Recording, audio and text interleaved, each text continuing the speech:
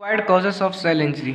ठीक है, तो एक्वायर्ड कॉजेस वो कॉजेस होते हैं हमारे सेल इंजरी के, ठीक है, जो बाय बर्थ प्रेजेंट नहीं होते, वो कोई भी इंडिविजुअल अपनी लाइफ टाइम के दौरान एक्वायर करता है। ठीक है, तो एक्वायर्ड कॉजेस में हमारे कौन कौन से कॉजेस आते हैं। पहला है हमारा हाइपोक्सिया एंड इस्चीमिया। ठीक है, देखो हाइपोक्सिया में ऑक्सिया आ रहा है, ठीक है, तो ऑक्सिया से हमें याद रखना है यानी कि ऑक्सीजन। तो एक कंडीशन जिसमें हमारी सेल के अंदर ऑक्सीजन की कमी हो जाए, डेफिशिएंसी ऑफ ऑक्सीजन हो जाए, तो उस कंडीशन को बोलते हैं हम हाइपोक्सिया। ठीक है, तो दूसरा है हमारा इस्चीमिया। ठीक है, अब इस्चीमिया में क्या होता है कि जो ब्लड सप्लाई हो रही है, देखो हमारी बॉडी में ब्लड सप्लाई होती रहती है, ठीक है, आर्टरीज और वेन्स के थ्रू। ठीक है, जो ब्लड सप्लाई होती है हमारी बॉडी में वो रुक जाती है, ठीक, रुक जाती है या फिर कम हो जाती है। ठीक है, तो उस कंडीशन को हम बोलते हैं ischaemia, deficiency of blood supply. ठीक है, अब इस पॉइंट में हमें जो एक मेन चीज़ याद रखनी है वो ये याद रखनी है कि जो ब्लड होता है वो कैरी करता है ऑक्सीजन को।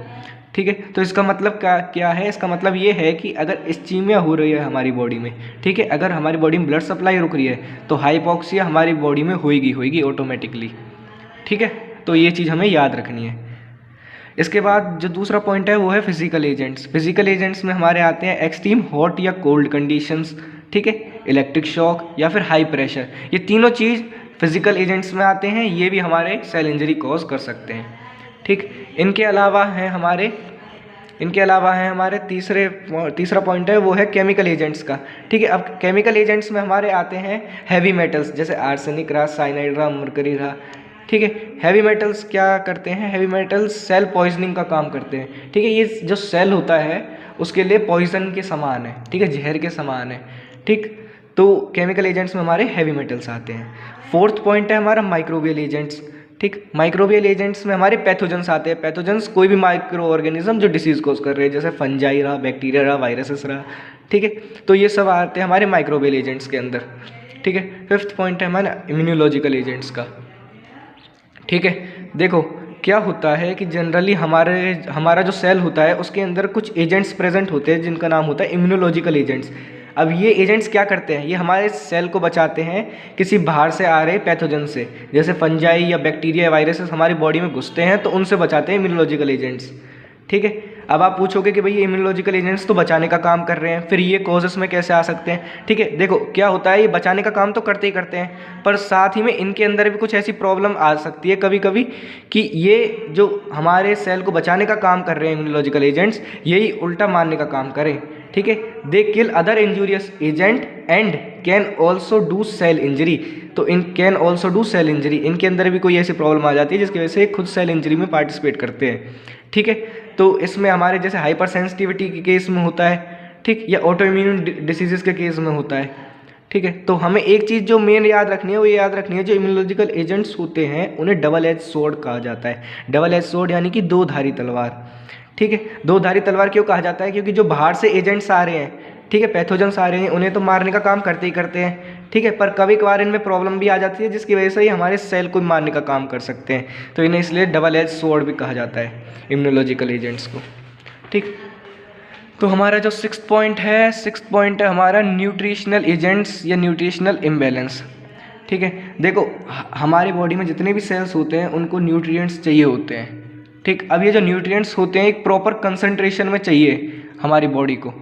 ठीक, अगर उस प्रॉपर कंसंट्रेशन से हम कम न्यूट्रिएंट ले रहे हैं तो डाइटरी इनसफिशिएंसी होगी। ठीक है, मतलब आप जो न्यूट्रिएंट्स ले रहे हो कम ले रहे हो, लेस न्यूट्रिएंट इनटेक। ठीक, अगर आप इस प्रॉपर कंसंट्रेशन से ज़्यादा न्यूट्रिएंट ले रहे हो बॉडी में, ठीक है, तो वो होगा डाइटरी एक्सेस में।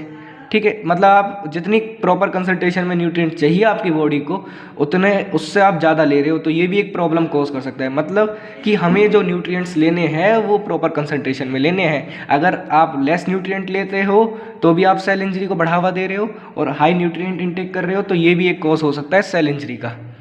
ठीक, इसके बाद जो सेवन्थ पॉइंट आता है वो आता है साइकोजेनिक डिसीजेस का। ठीक है, तो साइकोजेनिक डिसीजेस कौन से डिसीजेस होती हैं, देखो साइको को मतलब होता है माइंड से रिलेटेड। ठीक है, बहुत बार क्या होता है कि कोई भी बंदा या कोई भी इंडिविजुअल अपने माइंड को कनेक्ट कर लेता है किसी चीज़ से। ठीक है, जैसा होता है ड्रग्स के केसेस में या एल्कोहल्स के केस में या फिर स्मोकिंग के केस में। ठीक है, तो कोई बंदा एडिक्ट हो जाता है ड्रग्स के केस में, एल्कोहल के केस में, ठीक है, वो अपने आप को इन नशे में पड़ जाता है और फिर अपने आप को छुड़ा नहीं पाता। ठीक है, तो वो केस होता है साइकोजेनिक डिसीजेस का। ठीक, तो क्या होता है कि ये मेंटल डिसीजेस से रिलेटेड होते हैं। जैसे ड्रग्स के केस में पेप्टिक अल्सर्स हो सकते हैं, एल्कोहल्स जो होती हैं हमारे लिवर को डैमेज करती है। ठीक है, स्मोकिंग होता है, लंग कैंसर कर सकता है। ठीक, तो वो सब आते हैं हमारे साइकोजेनिक डिसीजेस के अंदर।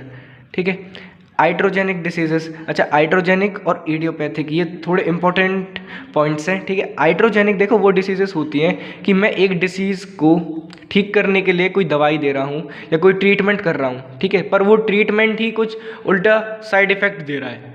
ठीक है, वो ट्रीटमेंट ही कुछ और डिसीज़ क्रिएट कर रहा है। ठीक है, जैसा जनरली होता है कैंसर के केस में। देखो कैंसर के केस में आपने सुना होगा कि कीमो चढ़ाया जाता है, कीमोथेरेपी दी जाती है। ठीक है, अब कीमोथेरेपी जिन लोगों को दी जाती है उनके साथ क्या होता है, उनके बाल झड़ जाते हैं, हेयर लॉस हो जाता है। ठीक है, तो उनका हेयर लॉस हो जाता है। जो हेयर लॉस होता है ना, ये एक आइट्रोजेनिक डिसीजेस का ही एक पार्ट है। ठीक, तो मतलब हम कर तो रहे हैं कैंसर का ट्रीटमेंट कीमो चढ़ा के, लेकिन ये जो हेयर लॉस की प्रॉब्लम आई, एक नई प्रॉब्लम आ गई ना। ठीक है, तो ये आइट्रोजेनिक डिसीजेस हैं, diseases that are the result of diagnostic और थेरेपेटिक प्रोसीजर्स। ठीक है, 9th जो पॉइंट है वो है इडियोपैथिक डिसऑर्डर्स। अब देखो इडियोपैथिक डिसऑर्डर्स वो डिसऑर्डर्स होते हैं जिनका आज तक हमें पता ही नहीं है कि वो किस कारण से होते हैं। ठीक है, मतलब उनका कोई सर्टेन रीज़न नहीं है कि उनके लिए कोई एक पैथोजन हो जो उस डिसीज़ को कॉज करा सके, उन डिसऑर्डर को कॉज करा सके।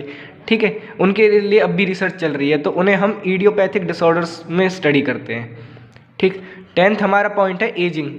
ठीक है, एजिंग का मतलब तो हमें पता ही है कि भाई ग्रोइंग ओल्ड।